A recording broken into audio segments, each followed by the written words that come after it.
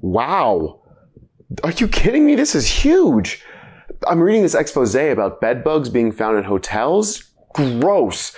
There was an investigative reporter that actually stayed in several different hotels and searched places that you might not look, like the seams and the mattresses, and I'll have to finish reading this article later, but I'm starting to rethink my next vacation. As we continue to read about naturalism and realism, we're going to learn about a couple of authors who shined a light on things that people might not have realized and exposed stuff that was really going on. They wrote during a time when the growth of industrialism was causing a huge shift in American culture. Most people were moving away from small towns and heading to big cities, where there were lots of job opportunities. Small town life was becoming less common, and there was this mystique that idealized it as peaceful and perfect. But people were moving to cities. The working class was exploding, and industrialism was creating a wealth of opportunity. Great, right? Well, it took some authors of realism and naturalism to step up and expose the hidden dark side of small-town life and the harsh environments that existed for most of those working-class people. In today's video, we'll discuss American industrialization.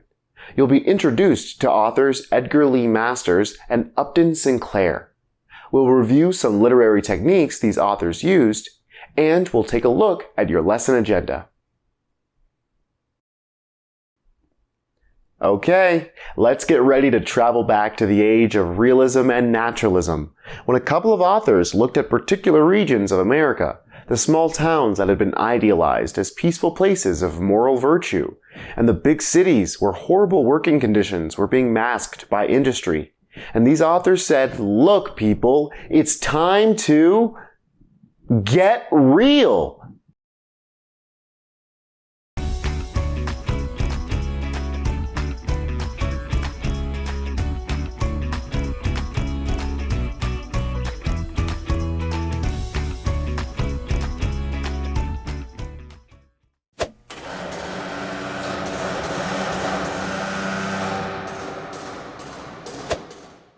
Industrialism is a term that refers to the transformation from an agrarian and craftsman economy to an economy based on manufacturing and machine-based production. Between 1870 and the turn of the century, America shifted to an industrial economy. There was the railroad industry, the textile and garment industry, steel, oil, and even food production. Industry was booming in America. Workers seized the opportunity to earn a paycheck. They manufactured products and consumers paid for them. However, when industrialism was new, there were no real regulations controlling it. For example, there were no age regulations, so many of these workers were children. There was no limit on hours of labor, so 16-hour workdays were common. And there were very few safety regulations, resulting in injuries and deaths that could have been prevented. Can you imagine being a kid, working a 16-hour day with dangerous machinery in some kind of factory? This was reality for a lot of working-class people. During this time, cities became crowded, crime rates rose, and a lot of people became sentimental about small towns. But this was the time of realism and naturalism, so you can bet that there were authors ready to point out the real human struggles that went on in every region of America. One of those authors was Edgar Lee Masters.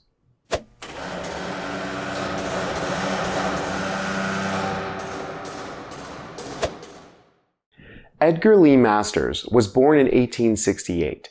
He grew up in a couple of different small towns in Illinois. Masters wanted to become a writer, but his father urged him to go to law school. So Masters became a lawyer, but he never gave up his dream. He continued to write and published some poems and short stories here and there over the years. But in 1915, he published the work that would secure his place in the American literary scene. The book was called Spoon River Anthology, and it was really new and unique. It's a collection of poems that were all written as epitaphs. Have you ever seen inscriptions on a tombstone that kind of tell a little story of the person's life? Here lies so-and-so, he did this or that. Those are epitaphs. Masters created characters who had lived in the fictional town of Spoon River, and he wrote free verse poems that served as autobiographical epitaphs for each of them. And do you think that these poems were glossed over versions of an idealized small-town life? Of course not. We're talking realism and naturalism here, so it's real, it's gritty, and it addresses the struggles, disappointments, regrets, and sometimes even the bitterness that these small-town characters took to their graves. The book became a bestseller, and years after Master's death, the epitaphs were turned into monologues and performed on the Broadway stage. Okay, let's shift gears now and talk about an author whose style was quite different from Edgar Lee Masters. This week, you'll also be introduced to Upton Sinclair.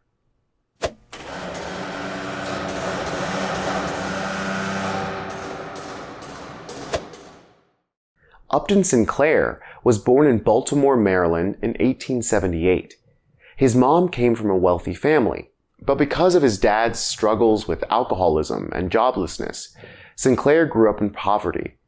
With this background, he got a close-up look at both extremes of America's class stratification.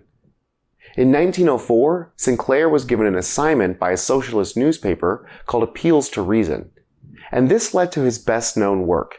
Sinclair was sent into Chicago's meatpacking industry to do some undercover work as an investigative reporter.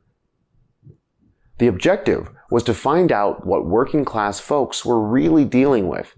The ultimate result became a book called The Jungle. It was a work of narrative fiction that drew upon the horrid details Sinclair had uncovered during his investigation. With this book, Upton Sinclair intended to get the public fired up about the terrible conditions these workers faced. However, most of the public's attention was drawn to the unsanitary conditions that existed in this industry. And suddenly, there was a demand for change. At first, President Theodore Roosevelt labeled Sinclair a muckraker, a name applied to journalists who worked to expose unscrupulous business practices and political corruption. However, when government inspectors were sent to investigate meatpacking facilities, they were horrified. Appalled by their findings, Roosevelt spearheaded legislation that regulated food production and ultimately led to the establishment of the Food and Drug Administration. Can you believe that a single book could make such an impact? Just how do authors accomplish this?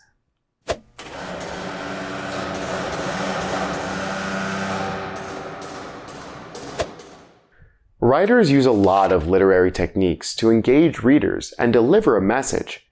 There's characterization, or the way the writer reveals the personality of a character. You've learned that this can be done directly or indirectly. As you read this week, think about the way Masters develops his characters through their epitaphs, and how Sinclair develops the characters of Lithuanian immigrant Jurgis Rutgis, his young wife Ona, and Ona's stepmother Elżbieta. You'll also notice a lot of imagery. There's figurative language, like the metaphor of a stunted rose bush to represent an unfulfilled life in one of Masters' epitaph poems. And then there's sensory language, like Sinclair uses to describe the look and smell of spoiled meat, or the child who whimpers and wails and burns with fever. You'll find the tone of these pieces to be quite pronounced and powerful too. Each of Masters' speakers reveals an attitude and a perspective, and Sinclair himself writes with a tone of urgency and authority. All of these techniques work to deliver the theme or the message these authors are striving to communicate through their craft. So pay close attention to themes as you read this week. And speaking of this week, let's quickly run through the agenda.